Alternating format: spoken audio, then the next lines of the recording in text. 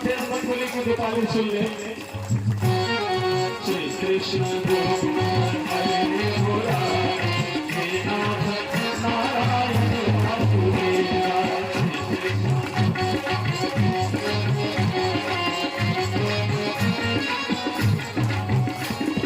हे नाथ नारायण वासुदेवा हे नाथ। भाई लोग का आवाज बिल्कुल नहीं आ रहा, बहनें चुप हो जाइए, केवल भाई लोग बोले, एकदम कोई बहनें नहीं बोलेंगे। हे नाथ नारायण वासुदेव।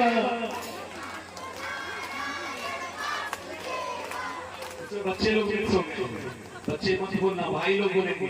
हे नाथ नारायण वासुदेव। बहुत सुंदर मीठी आवाज। अब बहनें बोले, भाई लोग नहीं। हे नाथ नारायण वासुदेव।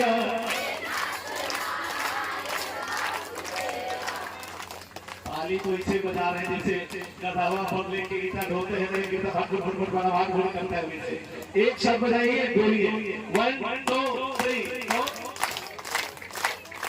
हे नाथ नारायण वासुदेव।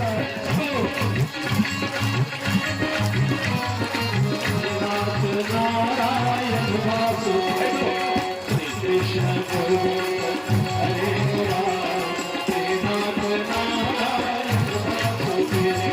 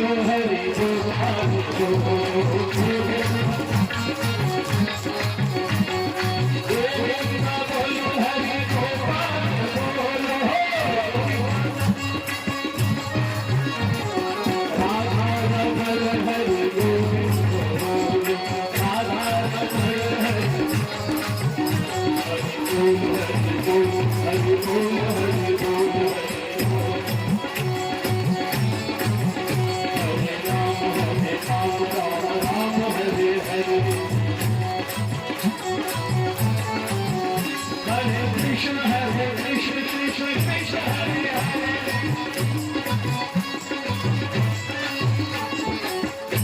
एक रिकॉर्डिंग चल रहा है भगवान के यहाँ। भगवान कहाँ है? दूर नहीं है, आपके अंदर ही बैठ के सब रिकॉर्डिंग कर रहे हैं। आप कितना बार उनका नाम ले रहे हैं।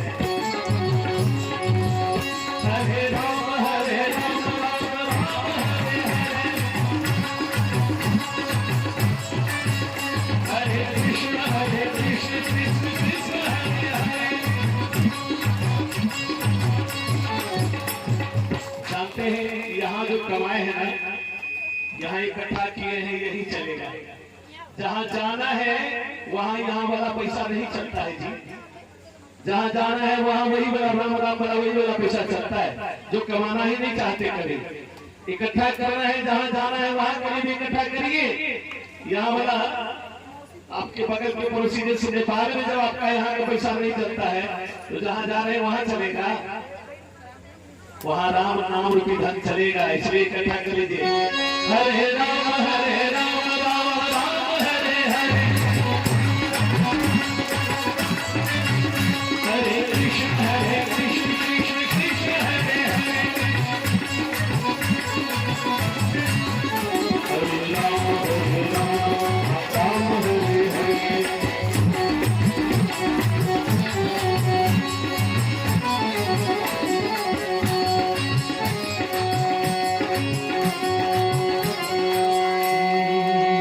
रघुपति राघव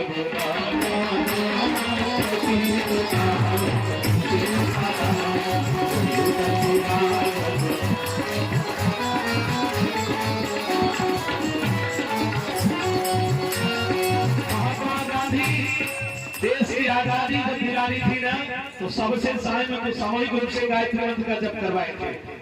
गायत्री मंत्र का अर्थ क्या है? सबको सद्बुद्धि मिले, एक सूत्र में सब लोग बन जाए, इकट्ठे हो जाए, सबको आपस में तालमेल बन जाए। जब ये भाव जब तक हम लोग संगठन की शक्ति को नहीं जगाएंगे, नहीं पहचानेंगे, तब तक किसी चीज में पहुंच नहीं सकते। ये कैसे संभव है? सामूहिक प्रार्थना में बहुत लाभ है। उन्होंने देखा कि इसमें हिंदू, मुस्लिम, सिख, ईसाई सब हैं, तो गायत्री मंत्र तो सब जपेंगे नहीं, तो हिंदी में सबसे तो बुलाया, ईश्वर अल्लाह तेरो नाम सबको सन्मति दे भगवान, ईश्वर अल्लाह तेरो नाम सबको सन्मति दे भगवान। जय जय जय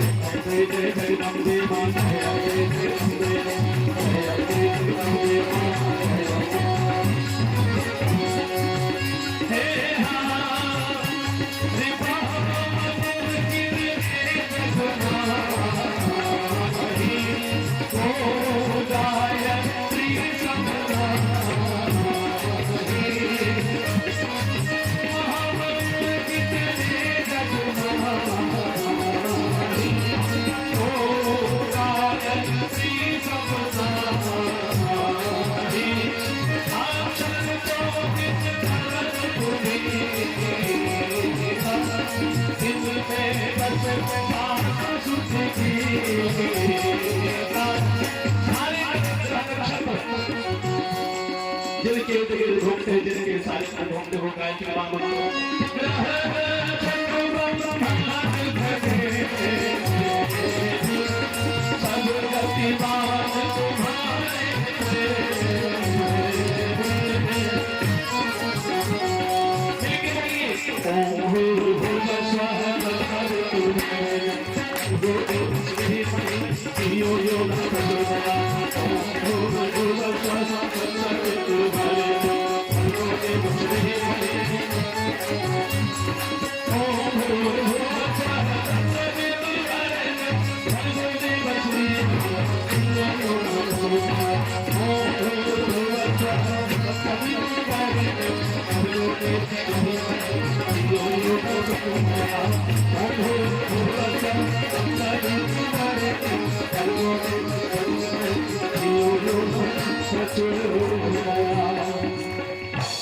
राम मैं सब जग जानी करहु प्रणाम जोर जुग पानी।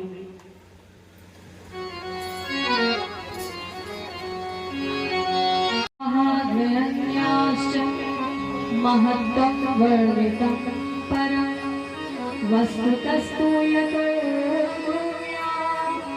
गृहिणी परिवारधा उत्कृष्टत्वे निकृष्टत्वे तस्याग्रह लक्षणम् उत्थानं पतनं नूनमाश्रितं नात्र संशयः। भाई बहनों, कल की कथा में आप सभी ने परिवार खंड को सुना समझा और नारी का क्या महत्व है परिवार में कथा के माध्यम से बताने का प्रयास किया गया।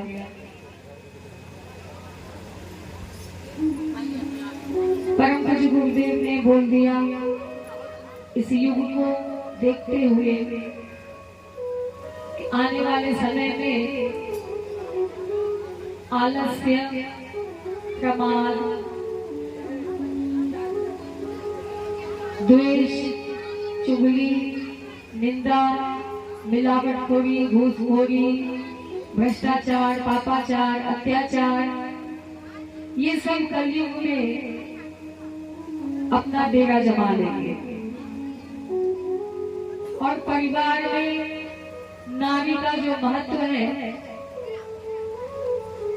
नारी के महत्व को देखते हुए परम पूज्य गुरुदेव ने बताया, दाम्पत्य जीवन की मधुरता में पुरुष और स्त्री दोनों का ही पूर्ण सहयोग रहता है, क्योंकि नारी का स्थान बहुत ही महत्वपूर्ण है।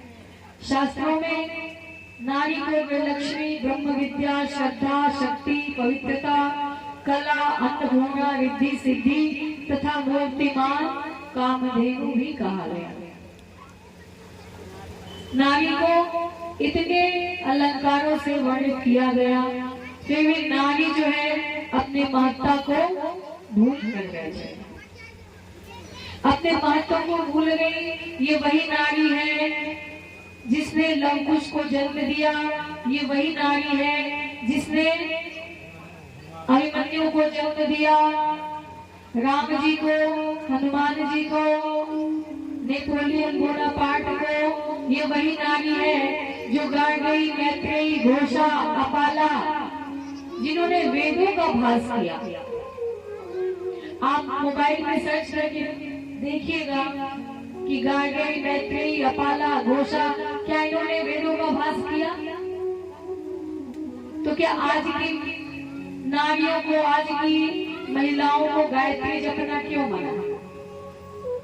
जब ये सारी बहनों ने इतिहास चीख चीख कर बता रहा है, इतिहास चिल्ला चिल्ला कर बोल रहा है कि नारियों ने वेदों का भास किया, नारियों ने वेदों को रचा और नारी ही इति सिद्धि तथा कामधेनु की मूर्तिमान मूर्ति है। परम पूज्य गुरुदेव ने कह दिया कि माता ही यदि हो अज्ञान तो बच्चे कैसे बने महान। यदि माता को हम अज्ञानता के पिंजरे में कैद करके रखेंगे, माँ अज्ञानवश अपने बच्चे को कौन सा ज्ञान देंगे? 4 दिनों से बताया जा रहा था कि 16 संस्कारों में सबसे पहला संस्कार है गर्भाधान। गर्भाधान जो आज के युग का अचूक दवा है, आज की बीमारी का दवा है, जो आज हमारी संतानें गलत रास्ते पे जा रही हैं। आज हमारी संतान चोरी, एक दूसरे से झगड़ा करना, पढ़ाई में मन न लगना, चाहे जितनी भी जो भी समस्या है, उन सारी समस्याओं का निदान गर्भ में आने से पहले ही हमें अपने शिशु को दे देना है। जिस प्रकार से किसान किसी फसल की तैयारी को जब करता है, जब उसे किसी फसल को, किसी बीज को खेत में डालना होता है, फसल की तैयारी के लिए खेतों को कोड़वाता है, कीटनाशक दवा डालता है, अगर बंजर भूमि है तो वहाँ बीज नहीं डालता, खेत को भली भांति तैयार करता है, तब जाकर बीज डालता है। उसी प्रकार गर्भ में आने से ही पहले प्री बेबी प्लानिंग, जिसे कहते हैं प्री बेबी प्लानिंग, माता और पिता को गर्भ में बच्चे को लाने से पहले गर्भ की पूर्व तैयारी करनी है। रामनगर की रानी मदालसा थी, जिन्होंने 3 पुत्रों को जन्म दिया। 3 पुत्रों को जन्म दिया और जन्म देने के बाद जब वो बड़े हुए तो वो तीनों पुत्रों को ब्रह्म ज्ञानी बना दी। ब्रह्मज्ञानी का अर्थ होता है समाज की सेवा करना। जिसे ब्रह्म का ज्ञान हो जाए, जिसे वेदों का ज्ञान हो जाए, वो ब्रह्मज्ञानी। वो तीनों पुत्र अपने राजपाट को छोड़कर, महल को छोड़कर समाज की सेवा करने के लिए, समाज का कल्याण करने को निकल गए। रानी मदालसा के पति राजा ऋतुध्वज, जिन्हें बहुत चिंता होने लगी, और उन्होंने अपनी पत्नी मदालसा से कहा, रानी आपने 3 पुत्रों को जन्म दिया, लेकिन ये तीनों ब्रह्म ज्ञानी हो गए, समाज की कल्याण के लिए निकल गए। अब आप बताइए कि हमारे इस राजपाट को हमारे बाद कौन देखेगा? किसके भरोसे मैं छोड़कर जाऊंगा? रानी मदालसा ने ऋतुध्वज से कहा, अपने पति राजा ऋतुध्वज से कहा कि राजा आप तनिक भी चिंता ना करें, हमारी जो 4थी संतान होगी, आप जैसे चाहेंगे वैसी संतान होगी। बोले गायत्री माता की सबका ध्यान इधर ही है ना, तो 4थी संतान हमारी जैसी होगी जैसा हम चाहेंगे। हमारी 4थी संतान आप जैसा चाहते हैं, आपके जो मन में है मुझे बता दीजिए, मैं वैसी ही संतान आपको लाकर। रानी मदालसा ने पूर्ण आस्था विश्वास के साथ राजा ऋतुध्वज को बोल दिया, और जब 4थी संतान उनके गर्भ में आई तो रानी मदालसा ने एक कुशल शासन के अंदर, एक कुशल राजकुमार के अंदर जो गुण होने चाहिए वैसे कार्य को करना प्रारंभ कर दिया। घुड़सवारी करना, तीरंदाजी करना, आखेट करना एवं प्रजातंत्र के हर कार्य को संभालना प्रारंभ कर दिया। क्यों? क्योंकि गर्भस्थ शिशु को उनको एक कुशल शासक के रूप में तैयार करना था। उन्होंने अपने पति ऋतुध्वज को वादा किया था, आश्वासन दिया था कि 4थी संतान आप जैसा चाहेंगे वैसा ही मैं दूंगी। क्या रानी मदालसा के पास कोई अलादीन का चिराग था कि जिस चिराग को घिस दिया और अलादीन प्रकट हो गया, उससे बोल दिया मुझे ये चाहिए, मुझे लाके दे दो? कोई अलादीन का चिराग नहीं था। क्या उनके पास कोई जादुई छड़ी थी? छड़ी को घुमा दिया, जैसा बोला वैसा हो गया? नहीं।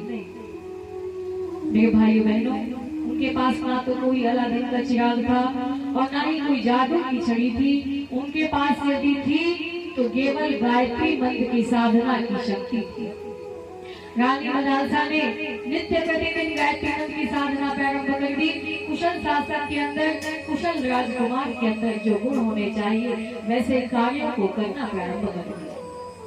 और जब 9 महीने बीते तो 9 महीने के बाद रानी मदालसा ने एक सुंदर स्वस्थ राजकुमार को जन्म दिया, शिशु को जन्म दिया, और वह बालक बड़ा होने के बाद एक कुशल राजकुमार के रूप में तैयार हुआ और बड़ा होकर वह राजा अलर्ट के नाम से जाने जाने लगा। आप मोबाइल में सर्च करके देखिएगा कि राजा अलर्ट की कहानी क्या है। उसी प्रकार से मारिया बोनापार्ट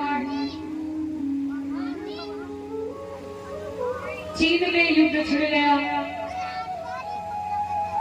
युद्ध छिड़ने पर मारिया बोनापार्ट गर्भस्थ शिशु को सारी बातों को बताया करती थी, ज्ञान कला बताया करती थी।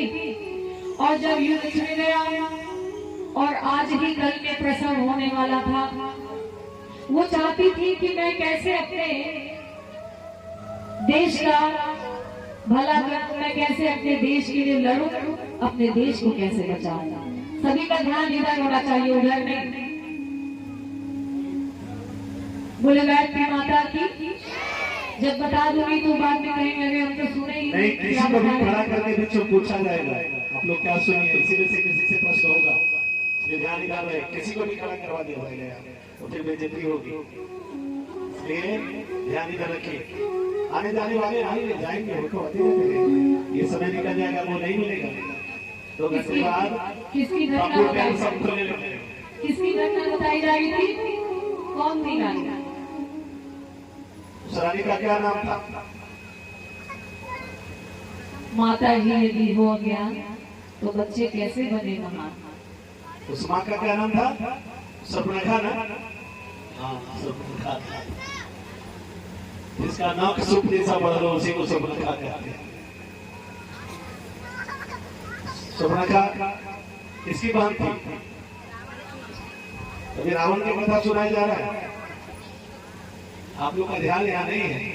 मन बस यहाँ रखना है, तन तो यहाँ है ही है।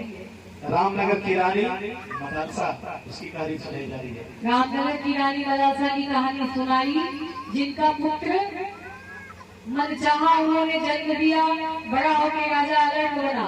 दूसरी कहानी मारिया बोनापार्ट की बताई जा रही है, जो रूस की रानी थी, और रूस में जब युद्ध छिड़ गया तो वो ये चाह रही थी कि मैं अपने देश की कैसे रक्षा करूं, अपने रूस को कैसे बचाऊं, क्योंकि वो गर्भवती थी और गर्भ में बालक पल रहा था। आज ही कल में प्रसव भी होने वाला था। मारिया बोनापार्ट, युद्ध छिड़ गया। युद्ध छिड़ने के बाद तोप की आवाज, बंदूक की आवाज, गोली की आवाज, गड़गड़ाहट होने लगी। युद्ध छिड़ गया। मारिया बोनापार्ट ने अपने शिशु की और अपनी जान की रक्षा करने के लिए पहाड़ के पीछे, पहाड़ों में, कंदराओं में जाके छुप गई। और जब बंदूक की आवाज, तोप की आवाज सुनाई देने लगी, तब उन्होंने मनी मन गर्भ पे हाथ रख के कहा, काश मैं भी अपने देश के लिए कुछ कर पाती, काश मैं भी अपने देश को इस युद्ध के जंग से बचा पाती, काश मेरा भी कोई सहभागिता होता इस युद्ध में। यह चिंतन मारिया बोनापार्ट ने किया और गर्भ में पलने वाला शिशु के ऊपर उसका असर हुआ। और जब मारिया बोनापार्ट का प्रसव हुआ, एक राजकुमार का जन्म हुआ, और जब वह बालक बड़ा होते होते नौजवान हुआ, युवा अवस्था में आया, तो उसके अंदर यह इच्छा जागृत हो गई कि मैं भी अपने देश के लिए लड़ूं, मैं भी अपने देश के लिए कुछ करूं। और वह बालक नेपोलियन बोनापार्ट के नाम से जाने जाने लगा।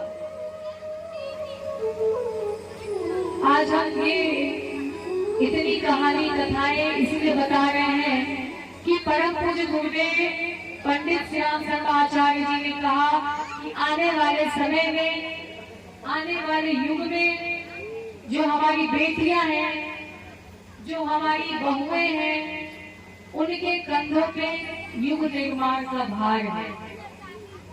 आप ये मत समझना कि पीला वस्त्र पहन के मैं एक योगी बाबा बनकर घर द्वार छोड़ के निकल गई, ऐसा नहीं। मैंने भी शिक्षा लिया, मेरा भी घर है, परिवार है, बच्चे हैं, लेकिन गुरुदेव ने अपने जन्म जन्मांतरों के अपने बच्चों को खोज खोज कर निकाला है इस युग निर्माण के बेड़ा में कार्य को करने के लिए। उसी भाग्यशाली गुरुदेव के बच्चों में से एक हम भी, जो गुरुदेव के कार्य के लिए आपके गांव में ना जाने कितने किन जगहों पे यह अलग जगाने जाते हैं। और आप जितने भी यहाँ भाई बहन बैठे हैं, बच्चे बैठे हैं, आप सभी अपने मन से नहीं आए, आपको गुरुदेव ने बुलाया है। तो गुरुदेव ने कह दिया था कि आने वाले समय में, आने वाले युग में हमारी बेटियां ही, जब नव सृजन की बात आती है, नई कार्य की बात आती है, तो उसका जो भार होता है नारियों के ऊपर होता है। इसलिए गुरुदेव ने नारा भी लगाया, घर की शक्ति नारी है, देश की शक्ति नारी है, दुर्गा शक्ति नारी है, काली शक्ति नारी है। वो कौन सी ऐसी शक्ति है जिसको हमने अपने गोद में नहीं पाला? तो गुरुदेव ने कहा, देवियां देश की जाने जाए अगर, गुरुदेव ने आपसे उम्मीद लगाया है, आपसे उनका क्या आशा है, आप उनकी बेटी है। तो माता पिता का उम्मीद अपने बच्चों से होता है, बेटियों से ज्यादा होता है। देवियां देश की जाग जाए अगर, युग स्वयं ही बदलता चला जाएगा। देवियां देश की जाग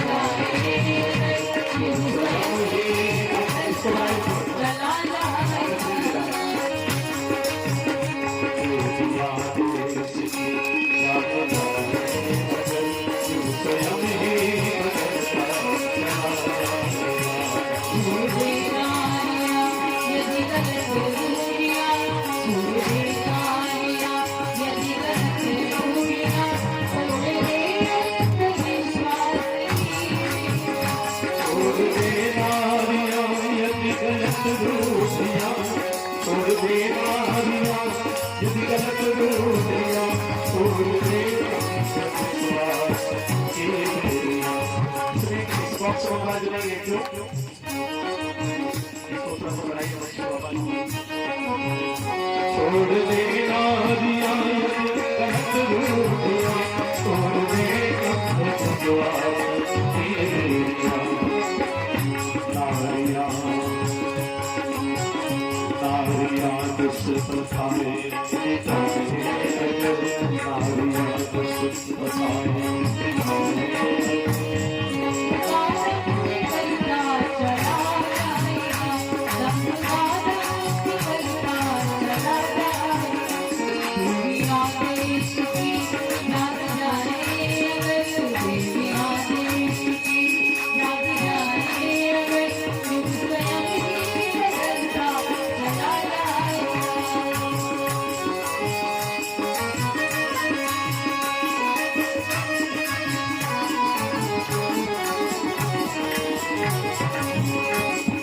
संतान से तो खाली नहीं,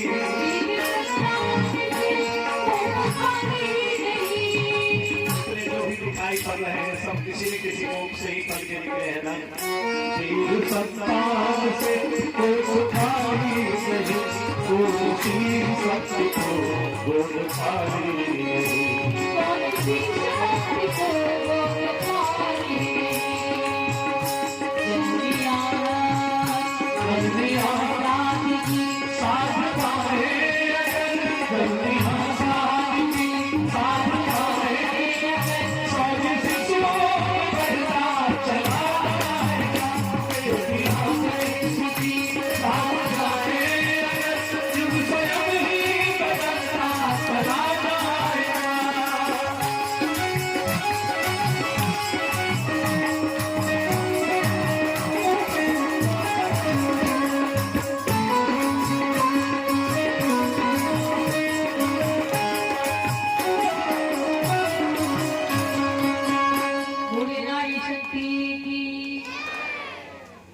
हमारे कुछ भाई जय नहीं बोले, उनको ऐसा लग रहा है कि बस बैठे हैं नारी के रूप में तो नारी का ही जयकार बोला।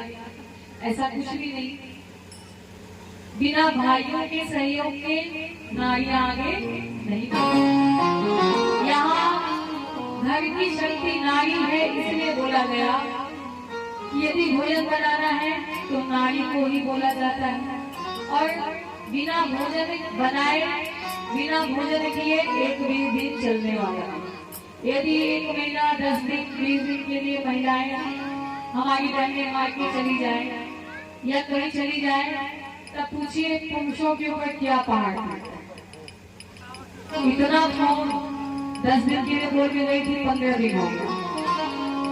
रसोई घर में सारी साधन सामग्री है, लेकिन खोजने में 1 घंटा लग जाएगा। चाय कहाँ है, चीनी कहाँ है, तेल कहाँ है, नमक का आटा बना तो कैसे भी नहीं, लेकिन रसोई का जो हाल होगा उस बताने लायक है। तो नारियों का नाम इसलिए लिया गया क्योंकि जब नव सृजन का कार्य होता है, जब नया कार्य होता है, तो नव सृजन के लिए मातृशक्ति को ही आगे आना पड़ता है। और परम पूज्य गुरुदेव ने ही मातृशक्ति का आवाहन किया। परम पूज्य गुरुदेव ने बताया कि आने वाले समय में इंसान का जो हाल हो जाएगा, आज पूरी हवा में विष फैला है, फैला हवा जहर में, धरती पे आसमां में, आशा बची है केवल इस धर्म की ध्वजा में। तो आज क्या है, अगर हम जल को भी पीते हैं तो उसमें भी दूषित, यही कहते हैं हरी साग सब्जी खाओ। क्या खाओ? सब्जी में भी इंजेक्शन लगा दिया जाता है, दूध में भी गौ माता को इंजेक्शन लगाते हैं, तब जाके दूध निकलता है। और यदि गाय का दूध, भैंस का दूध ना लिए, पैकेट का दूध लिए, तो उसमें सर्फ से ना जाने क्या क्या मिलाया जाता है, जो कि हमारे लिए, हमारे स्वास्थ्य के लिए बहुत ही हानिकारक है। अन्न खाने जाइए, उसमें भी मिलावट। तो किसी भी चीज में आज शुद्धता नहीं है। मानवता को पतन देखकर, मानवता का पतन देखकर आज भरा तुम्हारी है। देव शक्तियों ने मिलजुल कर दुर्गा शक्ति जगाई, दुर्गा शक्ति जगाई है। सारी बहन हाथ उठाए। मानवता का पतन देखकर, मानवता का पतन देखकर आज भरा धुलाई है। देव शक्तियों ने मिलजुल कर दुर्गा शक्ति जगाई है। देव शक्तियों ने मिलजुल कर दुर्गा शक्ति जगाई है, दुर्गा शक्ति जगाई है।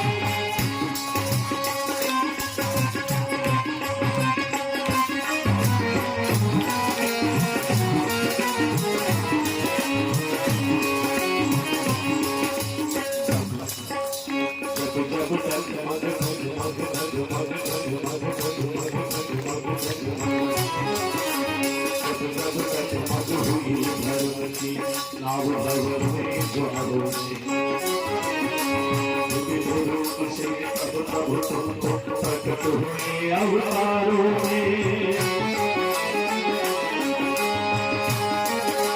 रघुनायक बन अत्याचारी भारत यहाँ पछाया था। ईश्वर निष्ठा के अभाव कंस का मारा था। सत्य ही कहानी प्रभु ने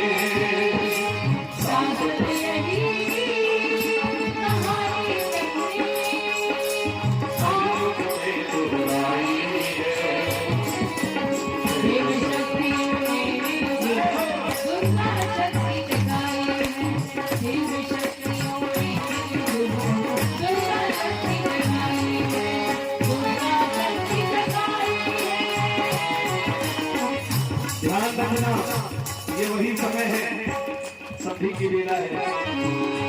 महाकाल का चक्र चल चुका है, जो भी साथ दे देगा इस योजना में वो धन्य हो जाएगा।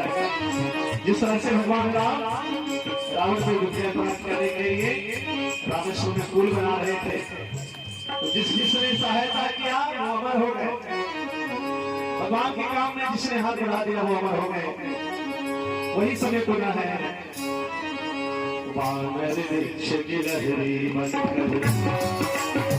बड़े बड़े लोग नहीं आए थे, संविधान का महाराजा नहीं आए थे सहयोग करने के लिए। कौन थे? मानव थे, भाई थे, यही सब थे ना। गिलहरी, छोटी सी गिलहरी का कहानी भी जानते हैं।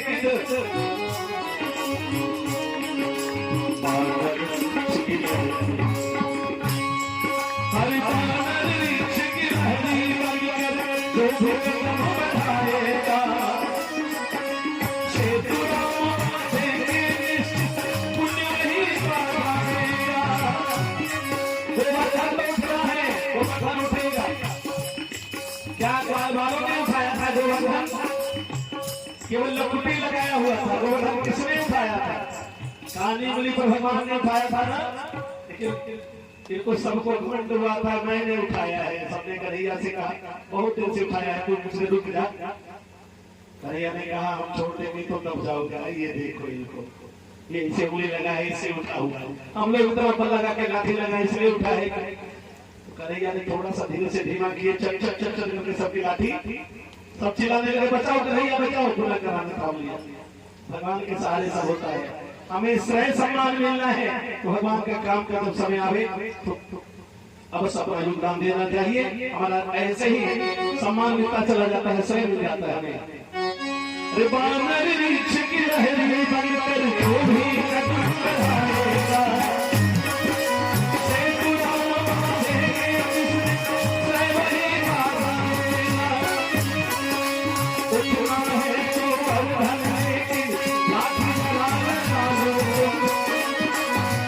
प्रभु के सहयोगी बनेगा, पैसा नहीं पालो।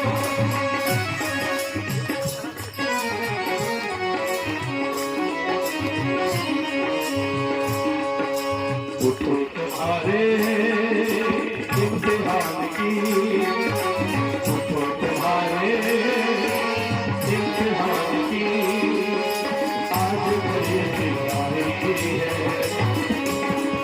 शक्तियों ने बिल्कुल शक्ति दिखाई है।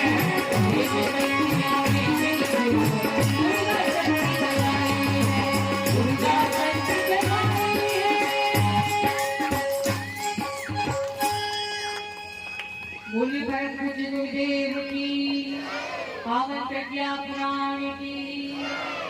भाई बहनों, आज वो समय आ गया कि जिस बेला में परम पूज्य गुरुदेव ने कहा था कि आने वाले समय में जब धर्म की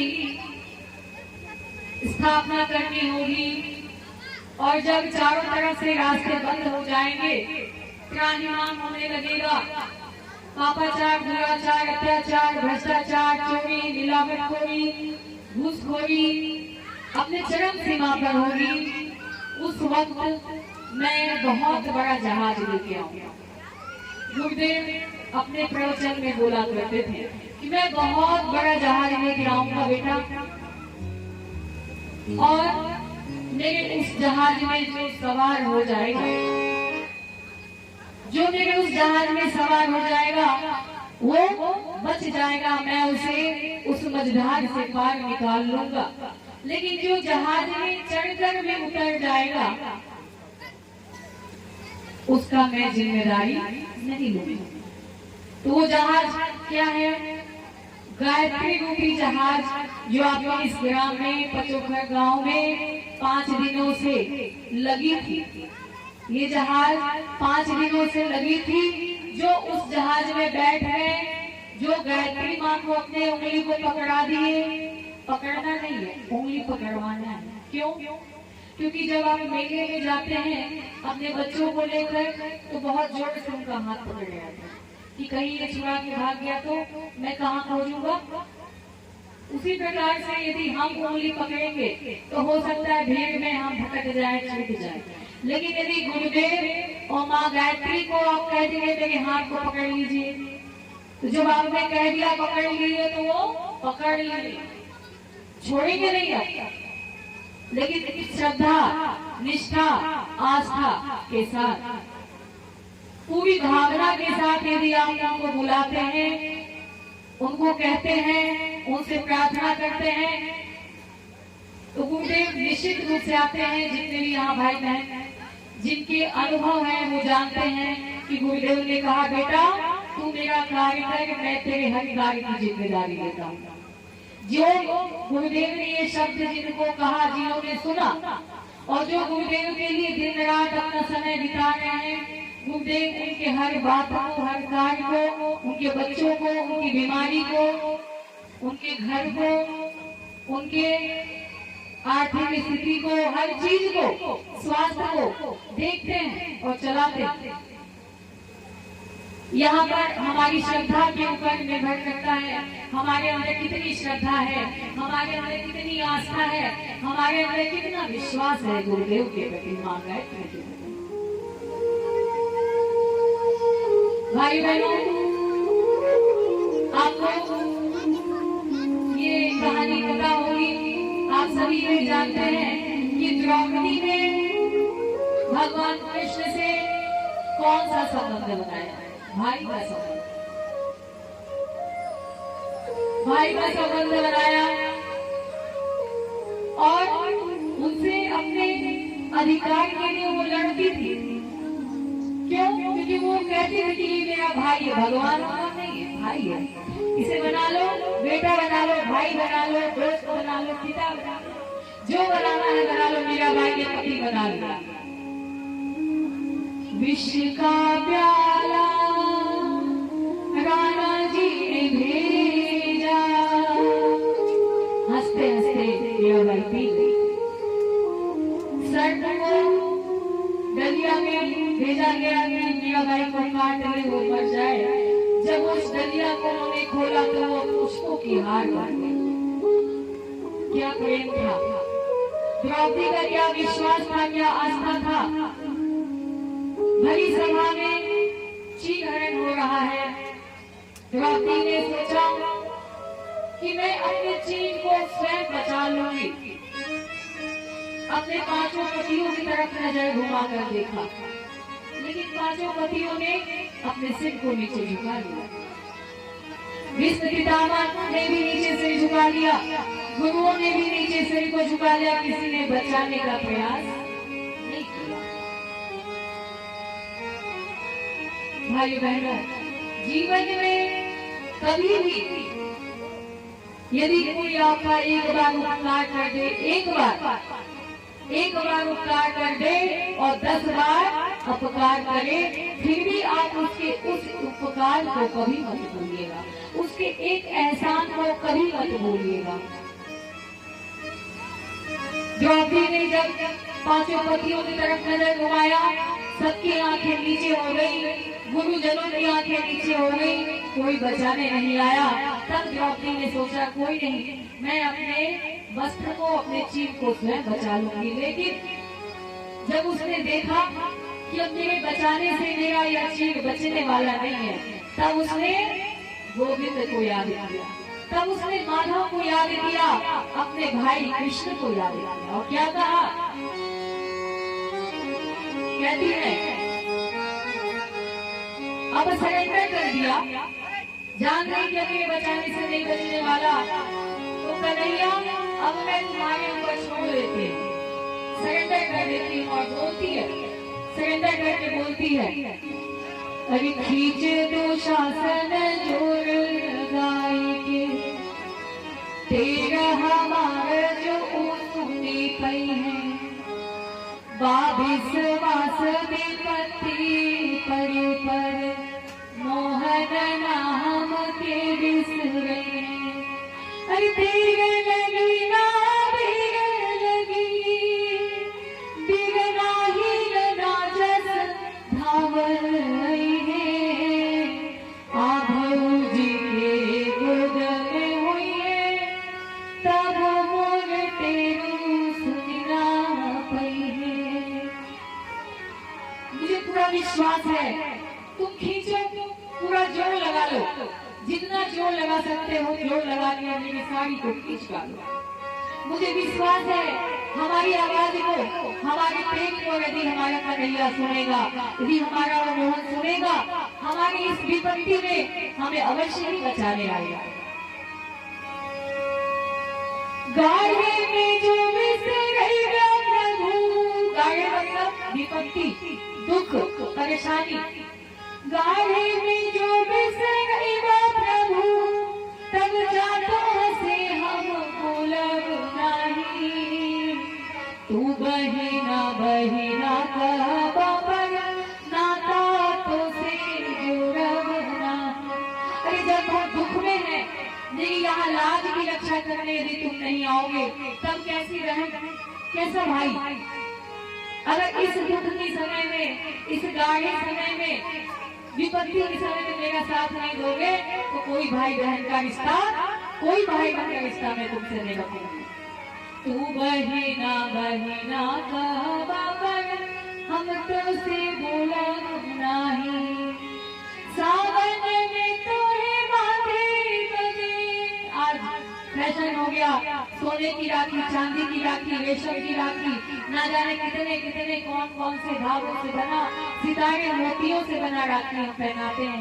लेकिन पहले की बहनें सावन में ही तालाब में क्या बोल देती थी, किसी को पता है? अरे सावन में तो है बांधे बहने,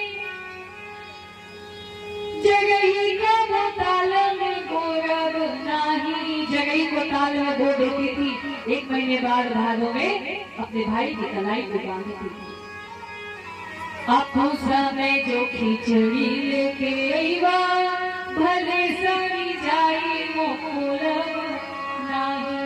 अरे आज भाई बहन का संबंध तो तुम्हारे एक विश्वास में टिका है कि यदि आज तुम मेरे इस लाज को बचाने नहीं आओगे तो तुम्हें राखी नहीं बांधूंगी, तुम्हारे लिए तालाब में जनेऊ नहीं बोऊंगी, और यदि तुम मेरे लिए खिचड़ी लेकर आओगे उसमें तो भले वो सड़ गल जाएगा, मैं खोलने भी नहीं जाऊंगी कि तुम क्या लेके आए। अरे तीन विमान नभ में उड़ने को व्याकुल हो गए। कब? जब भगवान कृष्ण ने द्रौपदी की करुण तरह को सुनी। उन्होंने कहा चित्रगुप्त से, बड़ा देखना तो द्रौपदी ने क्या दान किया। आज मुझे अपने लाज को बचाने के लिए बुला रही है, उसका चीरहरण हो रहा है। क्या द्रौपदी ने कभी वस्त्र का दान किया? चित्रगुप्त ने देखा, लेखा जोखा निकाला। चित्रगुप्त ने देखा और देखते कहा, प्रभु द्रौपदी ने तो 2 बार वस्त्र का दान किया है। एक बार सरोवर में स्नान कर रहे थे, उनके वस्त्र को उठाकर ले गया।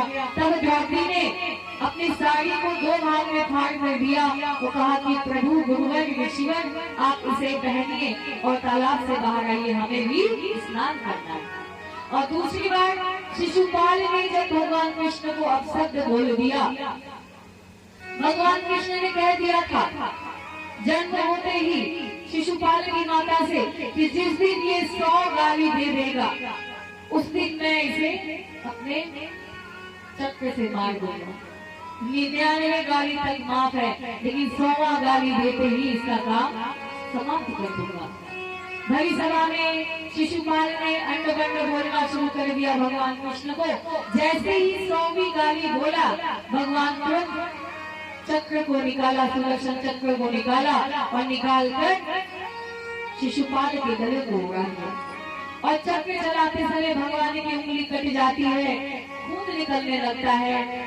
सभी देख रहे हैं खड़े होकर। तभी द्रौपदी ने अपने सुंदर साड़ी के आंचल को फाड़ कर भगवान की उंगली में बांधा। 2 बार वस्त्र को दान किया। भगवान के दरबार में भी देना और लेना, अगर आप देते हैं, चाहे वो अन्न है, चाहे वो धन है, चाहे वो वस्त्र है, चाहे वो समय, चाहे वो साधन है, आप जो देते हैं उसका 2 गुना आपको मिलता है। आप जो भी देंगे 10 गुना असंख्य गुना मिलेगा। ये आप आंचल में गांठ बांध के जाइए, ये निश्चित है। आप अपने बैंक में खाता खोल के पैसा जमा नहीं करेंगे, समय पे कहाँ से मिलेगा? जमा करेंगे तब तो निकालेंगे। भगवान के खाते में जमा करेंगे तब तो मिलेगा अन्न। भगवान के पुण्य कार्य में धन लगाएंगे तब तो मिलेगा धन। समय देंगे तब आपके समय को बढ़ा देंगे, साधन देंगे तो आपके साधन को बढ़ा देंगे। द्रौपदी ने 2 बार वस्त्र का दान किया। भगवान कृष्ण ने सुनते ही घोड़ लगा दी। 3 विमान उड़े न भवे अगवा के बढ़े है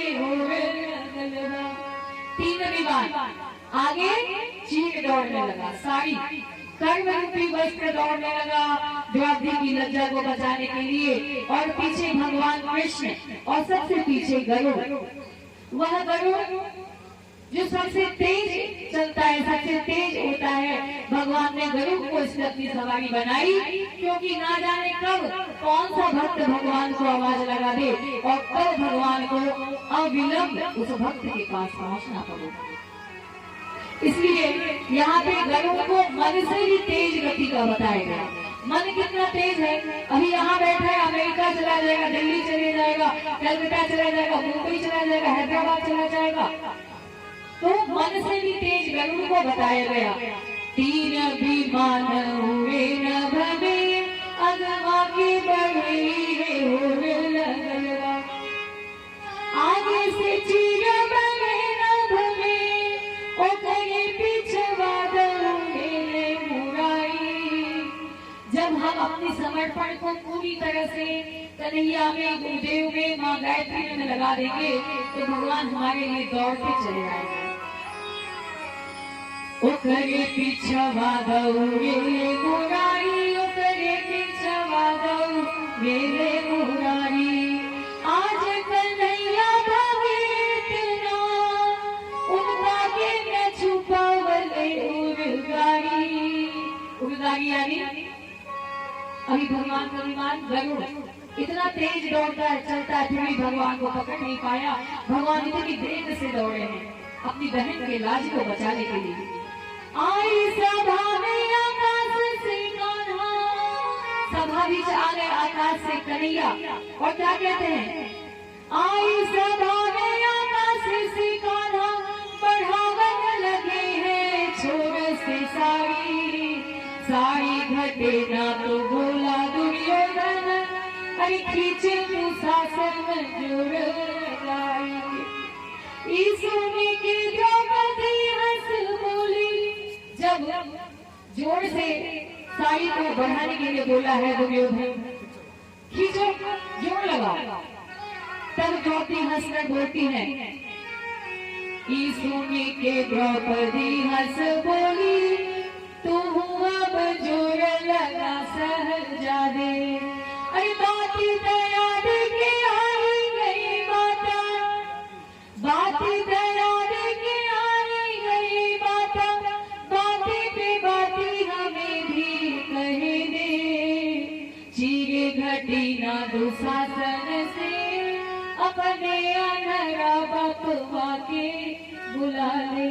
अरे दुशासन से क्या चीज नहीं घट रहा, तो अपने अंधे बाप को बुला लो, उससे भी मेहनत करवा के देख लो, हो सकता है उसके द्वारा तुम्हारा चीज घट जाए। आगे कन्हैया कहे बनिया, राही में ना पनी ओ पियनी, कन्हैया आके बहन से बोलते, बहन मैं इतना तेज आया हूँ दौड़ते हुए, इतनी वेग से आया हूँ कि मैं राह में रुका नहीं, पानी मैंने पिया, मैं प्यासा हूँ। तनी देखी हमें की घमाइल बानी, बहना बहना भी मोर हमें। कहते हैं बहना मैं इतनी तेजी से दौड़ के आया, इतनी घाम में, इतनी धूप में आया, कहीं रुका नहीं, प्यास से जाती हूँ, और बहना बहना का नाम लेते तुम्हारे पास पहुंचा।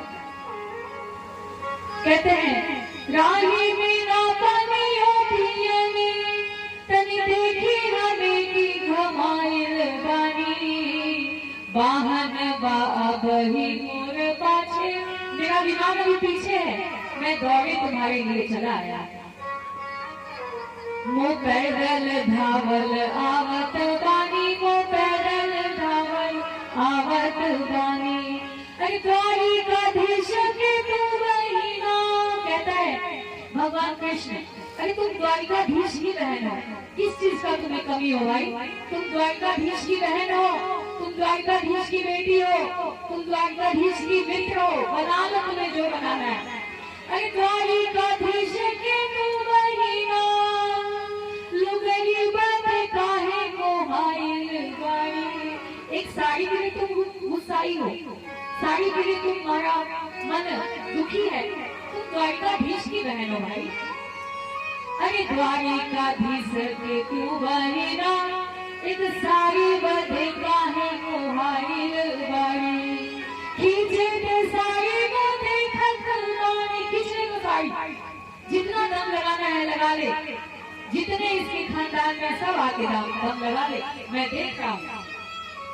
खींचे दे साड़ी को देखत बानी, यहाँ पर के बलवान खड़ा बा, कि बहना के गुहारे पे भाई, अरे की बहना के गुहारे पे भाई, आगे बीच सभा में खड़ा बा, आगे बीच सभा में भाई बहन के बुलाने से खड़ा हो गया। भारत के तू बनले सरिया, याद दिलाते बहन, तुमने मेरी उंगली में अपने उस कीमती साड़ी की आंचल को फाड़ के बांधा था, मुझे अभी वो याद है। जब जब मैं इस अपनी उंगली को देखता हूँ, ये कटा हुआ निशान, घाव तो भर गया, लेकिन यह निशान मुझे हमेशा याद दिलाता है कि मेरी बहन द्रौपदी ने मेरे इस घाव को ठीक किया था, अपने आंचल को बांध के। ये कर्ज मुझे आज भी याद है। कहते हैं फाड़ के तू बनली सरिया, अरे फाड़ के तू बनली सरिया, अब ही अंगूरी में निशाना परावा, अरे सूद से ढाकब लाज तोहार। कहते हैं अभी वो निशान पड़ा है और ये निशान मुझे याद दिलाता है तुम्हारे उस कर्म का। अरे सूद से धागा में लाज तुम्हारा, सूद से मैं तुम्हारे लाज को ढक दूंगा। सूद से धागा में लाज तुम्हारा, मूल तुम्हारा खड़ा का खड़ा बा, मूल तुम्हारा पड़ा का पड़ा बा, मूल तुम्हारा पड़ा का पड़ा बा। कहते हैं मैं तो सूद में ही तुम्हारा कर्ज चुका दूंगा बहन, जो तूने मेरे पे ये कर्ज चढ़ाया है, जो जीवन में कभी भी समाप्त नहीं कर पाऊंगा। मैं तो सूद से ढक दूंगा तेरी लाज, मोड़ की तो बात नहीं छोड़। तो आज के युग के महाकाल पंडित श्री राम शर्मा आचार्य जी, उनसे अपने नाता को जोड़ लीजिए। हम तो यहाँ 4 दिन से बोल बोल कर चले जाएंगे, फिर हम यहाँ कल नहीं बताने को बैठेंगे। आज अपने संबंध को गुरुदेव से जोड़ लीजिए, जिस संबंध को द्वापरी ने भगवान कृष्ण से जोड़ा था। अपने आंचल को, अपने हाथ को, अपना यह जीवन परम पूज्य गुरुदेव को सौंप दीजिए। अब सौंप दिया इस जीवन का सब भार तुम्हारे हाथों में। अब सौंप दिया इस जीवन का सब भार तुम्हारे हाथों में।